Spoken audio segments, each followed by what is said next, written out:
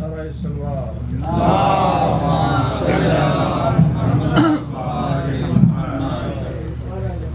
باللہ من الشیطان الرجیم بسم اللہ الرحمن الرحیم والحمد للہ رب العالمین والصلاة والسلام علی رسول المسدد المحمود الاحمد الشفیع المذنبین خاتم الانبیاء والمرسلین ابو القاسم محمد وعلى اہل بیتہ الطیبین الطاہرین المعصومین المظلومین واللعنۃ الدائمۃ علی اعدائهم اجمعین من یوم هذا الى یوم الدین بسم اللہ الرحمن الرحیم سلام علیکم۔ میں بالکل چند منٹ آپ کو زحمت دینے والا ہوں اس سلسلے میں کہ پہلے تو شکر گزار ہیں کہ علامہ سخاوت حسین صاحب صدراوی تشریف لائے، جیسے کہ اس سے پہلے بھی کئی مرتبہ آ چکے ہیں، اور جب بھی وہ آتے ہیں اور آنے کے بعد جو خاص اپنی تحقیق پیش کرتے ہیں اس سے یقیناً ولائے محمد و آل محمد کا ہم میں اضافہ ہوتا ہے، اور خاص طور پر کل کے جشن میں جو بی بی فاطمہ سلام اللہ علیہا کے فضائل بیان کیے گئے ہیں، اور وہ ایک اپنی جگہ انوکھا انداز ہے۔ کل قبلہ نے ایک عجیب موقف میں لا کے رکھا تھا اور یوٹیوب پہ بھی جاری ہے، اور یہ ایک انداز بن گیا ہے کہ ہر ایک دوسرے کو کافر کا الزام لگاتا ہے۔ جب ہمارے پاس تبلیغ کے لیے کوئی چرچ سے دو پریچرز آئے تو ان سے بات ہو رہی تھی، تو وہ تو کہہ رہے تھے کہ ایسا دکھتا ہے کہ مسلمانوں میں کافر زیادہ ہیں، کیونکہ ہر فرقہ دوسرے کو کافر کہہ رہا ہے۔ تو وہ میں نے کہا نہیں، ہم کسی کو کافر نہیں کہتے، اب یہ مسئلہ اپنا آپ طے کرنے کا ہے کہ کون کافر ہے کہ نہیں۔ کل علامہ صاحب نے یہی تذکرہ کیا، جو فاطمہ زہرا سلام اللہ علیہ کا دشمن ہے وہ خود بخود کافر ہو جاتا ہے، وہاں سے کفر شروع ہو رہا ہے۔ تو بولنا تو بڑا آسان ہے، اور اس کا ایک اور موضوع یہ ہے کہ جو ان کے دشمن کا دوست ہوگا وہ کفر کا الزام میں ملوث ہونے والا ہے، نہ یہ کہ وہ جو ان کو چاہنے والا ہے۔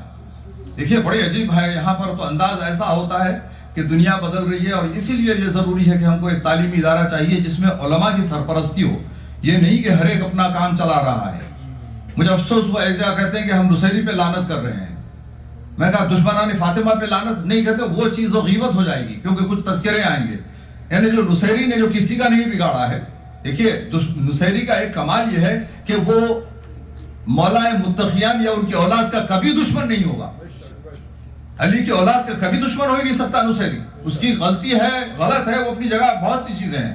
کبھی آپ بیٹھ کے یہ نہیں کہتے کہ آئیے ہم یہود و نصارہ پہ لعنت کرتے بیٹھتے ہیں، بھائی اس سے بہتر کام ہے بجائے لعنت کرنے کے لائے محمد و آل محمد کا تذکرہ کریں، جو آپ بہت کو کم جانتے ہیں۔ اس کی ضرورت ہے بیٹھ کر اس طریقے سے قوم کو بھٹکانا ہے ان چیزوں کا۔ اچھا یہ کیا ہو رہا ہے کہ یہ نہیں ہے، اس کے ادارے چل رہے ہیں، اس کو ادارے کی حیثیت سے مجھے افسوس ہوتا ہے کہ ایسا بھی ہوا ہے کہ یعنی حیرت ہے، حدیث قصہ کے اوپر بحث ہو رہی ہے کہ ہو کہ نہ ہو، روکا جا رہا ہے۔ قرآن کی آیتیں ہیں یہ۔ اچھا یہ جہالت کہاں سے آئی؟ اس کی ذمہ داری یقیناً ان کے ماں باپ پہ جائے گی کہ بچوں کو تیار ہی نہیں کیا کہ جہاں حدیث قصہ کا تذکرہ ہو وہ خاموش ہو جائیں۔ اتنی جرأتیں بڑھ گئیں کہ تذکرہ راوی ہے فاطمہ الزہرا سلام اللہ علیہ، اور لوگوں کو یہ جرأت ہے یہ معاذ اللہ کہنے کی اس کی ضرورت کیا ہے؟ تو یہ کہاں سے آیا؟ یہ تو تعلیم، اور یہ بڑا مشکل ہے کہ اس دور میں بھی یہ بہت نازک چیز ہے کہ ہم اپنی اولاد کو اس طریقے سے آگے بڑھانے کی کوشش کریں جو محمد و آل محمد علیہ السلام کا راستہ ہے۔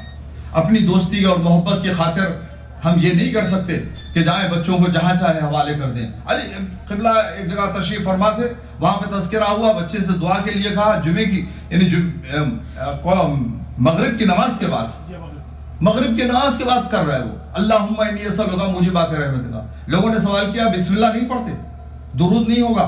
تو اس نے کہا کہ نہیں، ہمارے ٹیچر نے یہ نہیں سمجھایا۔ انہوں نے کہا کہ بسم اللہ سوائے قرآن کی آیتوں کے علاوہ کہیں نہیں پڑھا جا سکتا، جو کہ ہر جگہ ہم پڑھتے ہیں، کھانے سے پہلے، نکلنے سے پہلے گھر سے، اٹھنے کے بعد بسم اللہ ہر جگہ ہوتا ہے۔ کہا کہ دعا کے ساتھ نہیں پڑھا جائے گا، دعائے کمیل کے ساتھ بسم اللہ نہیں پڑھا جائے گا، اس کا جز نہیں ہے۔ اور دوسرا یہ کہا کہ صلوات کی ضرورت نہیں ہے، یہی بہت ہے کہ نماز میں پڑھا جاتا ہے۔ کیا کہتے ہیں؟ وہ بھی ہم مجبوری میں پڑھتے ہیں، یہ بتلایا جا رہا ہے۔ یعنی پڑھتے تو ضرور ہیں، بغیر آل محمد پہ درود کے نماز نہیں قبول ہوتی، تو زندگی کا دوسرا عمل کیسے قبول ہو سکتا ہے؟ اتنا اندھا کر دیا گیا۔ ابھی کی بات ہے، لڑکے سے پوچھا جا رہا ہے کہ کلمہ کیا سیکھا ہے تم نے؟ وہ کہہ رہے کلمہ طیبہ۔ میں نے کہا ایک ہی سیکھا، 6 سیکھے ہیں۔ اور 6 کے اوپر تو نکاح بھی ہو جاتا ہے.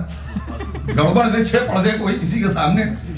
جی یہاں آئے تھے آپ کے بڑے قریبی دوست بھی ہیں قبلہ وہ یہ پیر آصف علی صاحب, تو انہوں نے یہی تو کہا تھا, یہیں سے بیٹھ کر کہا تھا کہ وہی کہتے ہیں کہ جب علم کو دیکھتے ہیں نکاح ٹوٹ جاتا ہے. کہا کبھی ہم سے پڑھایا نہیں آگے کسی نے نکاح علم دیکھنے کے بعد, ورنہ آمدنی اچھی خاصی ہو جاتی, لاکھوں نکاح ہو جاتے کراچی میں. اور پھر وہ پلٹ کے جو جملہ کہا وہ میں سمجھتا ہوں ان کے لیے ہی مناسب تھا. انہوں نے کہا تم لوگوں کا نکاح کہاں سے سلسلہ ہوتا ہے, صیغہ تو ہوتا ہی نہیں, کہاں سے ہوا کہ آ کے آپ کہتے ٹوٹ جاتا ہے. ٹوٹتا کہاں ہے, جو چیز باندھی جائے تو ٹوٹتی ہے نا. مسئلہ جی بھیا کہتے ہی اسی کو, جی گرہ کو. اور اس دن قبلہ کے ساتھ انہوں نے جو وہ کیا وہ اپنی تقریر جاری رکھی, تو قبلہ کے تقریر ہونے والی تھی. اس کے بعد تو کہتے ہیں کہ, اور میں تو ابھی ختم کر رہا ہوں, وہ یہ کہہ رہے تھے کہ ہم تو پرانے غازب ہیں, آپ کا وقت آج غصب بھی کر لینے والا ہوں میں. وقت غصب بھی کر دیا انہوں نے. اس کے بعد وہ ماشاءاللہ دیکھیے ہوتا ہے اللہ کی طرف سے, اور بڑا اچھا ہے کہ ان کو آنے میں زحمت ہوئی. یقیناً یہی ہوتا ہے ایک دوسرے کے خلاف تحریک سے کچھ نہیں ہونے کا. انہوں نے یہ کہا تھا کہ مجھے نہیں معلوم کہ کرکٹ جو ہے وہ گیم شروع کس نے کیا, ایسا دکھتا ہے کہ شاید شیعہ نے کیا ہو. اس واسطے اس میں 11 پلیئر ہوتے ہیں, ایک ریزرو میں ہوتا ہے, اور کہتے ہیں 3 وکٹ ہوتے ہیں. اس کے بعد انہوں نے کہا 2 کچھ اور ہوتی ہیں. بہرحال جب تک کہ ان کو مارا نہ جائے انسان کامیاب نہیں ہوتا. دیکھیے نا عجیب چیز ہے, کیسے کیسے لوگوں کی سوچ ہوتی ہے, کہاں سے کہاں سوچ کے نکالا انہوں نے. اور وہ مجھے بات ہے کہ وہ بڑی تقریر میں گئے, وہ جہاں پہ ایک کے بعد ایک سلسلہ تھا تقریروں کا, 3 لائٹیں لگی ہوئی ہیں, ایک گرین ہوتی ہے, ایمبر ہوتی ہے, یلو ہوتی ہے, اور ایک ریڈ ہوتی ہے.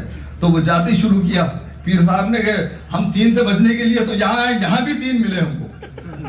تو مجلس سے پہلے ہی ان کی چیز شروع. تو یہ چیزیں کیا ہوتی ہے کہ آپ کو اس طریقے سے اپنی قوم میں یہ چیزوں کو عادی کرنا پڑتا ہے کہ یہ ہمارا دین ہے. ہمارا دین ہی یہی ہے کہ نبی اور آل نبی کے ساتھ رہیں, انہی سے ہم کو دین ملنے والا ہے.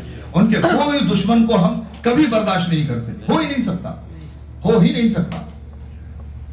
اور یہ چیز جو ہے آپ کو وہ نہیں ملے گی کہ آپ اسکول میں بھیج دیں اور بچوں کو ایسی جگہ تعلیم دیں کہ جہاں پر آپ کو اس کا تذکرہ ہی مناسب نہیں سمجھا جاتا ہے, غیبت سمجھا جاتا ہے. دشمنان فاطمہ سلام اللہ علیہ کا تذکرے کو غیبت سمجھتے ہیں, جبکہ نوح اور آدم علیہ السلام کے بیٹوں کا تذکرہ اللہ نے کیا کیونکہ نبوت کے خلاف گئے تو وہ قرآن کا جز بنا, جبکہ کلام میں علم الکلام میں اس کو غیبت ہی کہا جائے گا. تہمت تو نہیں تھا, وہ غیبت رکھی گئی ہے قرآن پاک میں تاکہ معلوم ہو. غیبت 10 مقامات پہ واجب ہے. آیت اللہ کا پورا اس پہ موضوع ہے کہ 10 مقامات پر غیبت واجب ہے. جب دین کو نقصان پہنچ رہا ہے, آپ کسی کی عزت دیکھیں گے کہ دین محمد و آل محمد دیکھیں گے. دین کے خلاف کہنے والا 1,24,000 پیغمبروں کا مذاق استہزاء کر رہا ہے, انبیاء کا مذاق اڑا رہا ہے. ہم یقیناً اس کے خلاف بولتے ہیں اور بولنا چاہیے. اور ماشاءاللہ یہی ہوا ہے. ماشاءاللہ نام بھی اسکول کا رکھا علی علی اسکول. جو مجبور بیچارے بولنا بھی نہیں چاہتے ان کو 2 مرتبہ علی علی کہنا پڑے گا. دیکھیے انشاءاللہ یہی ہے, کوشش یہی ہے, اس میں یہی ہے سب سے زیادہ تعاون کی ضرورت ہے کہ اپنے جو نوجوان ہیں, بچے ہیں, چھوٹے بچوں, جی 110 مولا کا. دیکھیے خدا کی شان ہے, اللہ نے بھی تقیہ ایسا رکھا ہے کہ ہم 202 لکھتے ہیں, وہ رب ہوتا ہے. جو پوچھنے والے کو ہم رب کہیں گے, دوسرے کو کہیں گے وہ علی اور محمد ہے, کیونکہ 110 اور 92 مل کے پھر رب بنتا ہے. لکھ دیا آپ نے 202, کوئی اس کو علی اور محمد صلی اللہ علیہ وسلم سمجھ رہا ہے, کوئی اس کو رب سمجھ رہا ہے. یہ تو اپنا عقیدہ ہے. یہ عجیب چیز ہے. اللہ نے خود ان چیزوں کو مضمر رکھا تاکہ بتانے کی ضرورت نہ ہو. ہاتھ میں 5 انگلیاں دے دی, 14 آپ کے جز دے دیے, ہاتھ میں دے دیا. اگر دیکھا جائے آپ یوں دیکھیں تو بالکل اللہ نظر آتا ہے. ہاتھ الف لام تشدید والا اور ہے تامربوطہ اللہ, آپ کے ہاتھ کے سامنے اللہ. یہ چیزیں اللہ نے اتنی صاف رکھی, اس کو ہٹایا نہیں جا سکتا. 12 کانٹے کبھی نہیں ہٹ سکتے. 12 جو ٹکڑے ہوتے ہیں دن میں 24 12 وہ کبھی ہٹ نہیں سکیں گے. جتنا چاہے کمپیوٹر ایڈوانس ہو جائے وہ 10 کبھی نہیں ہو سکیں گے. وہ 12 کے 12 ہی رہیں گے. اس میں 5 ڈویژن دے دیے گئے, وہ 5 ہی رکھنا ہوگا. اللہ نے دین کو بالکل کہا کہ ہم ارض و سما میں نشانیاں رکھ دی ہیں محمد و آل محمد علیہ السلام کی فضیلت کی, اور ہمارا فرض ہے. اور بچوں کو آپ یقیناً تعلیم اس طریقے سے دلانا چاہیے. اور یہاں پر کورس بھی رہے گا, بالکل انٹیریو کے لحاظ سے کورس رہے گا. پھر دوسرا یہ کہ ہر روز دینی تعلیم دی جائے گی, اور ایسے ویسے دینی تعلیم نہیں کہ جو عالم جہاں سے آیا کوئی آگے کہہ رہا ہے کہ معاذ اللہ کوئی صاحب زہیر بن الخین علیہ السلام کے برابر ہیں، کوئی تو کچھ ہیں. اندازہ لگائیے آپ، یہ حال ہو گیا. کیا کیا پڑھایا جا رہا ہے. اور ہمارے لیے بہت بڑی ذمہ داری ہے کیا وہاں سے شروع ہوتا ہے. ہمارے ایک لیول کے بعد، ایک حساب کے بعد زندگی انسان کی طے ہو جاتی ہے، اس کے بعد پوری زندگی اس کی اولاد کے لیے ہوتی ہے. اور یہ ذمہ داری اسی لیے اپنی اولاد کو امام زمانہ علیہ الصلوۃ والسلام کی امانت بتایا گیا.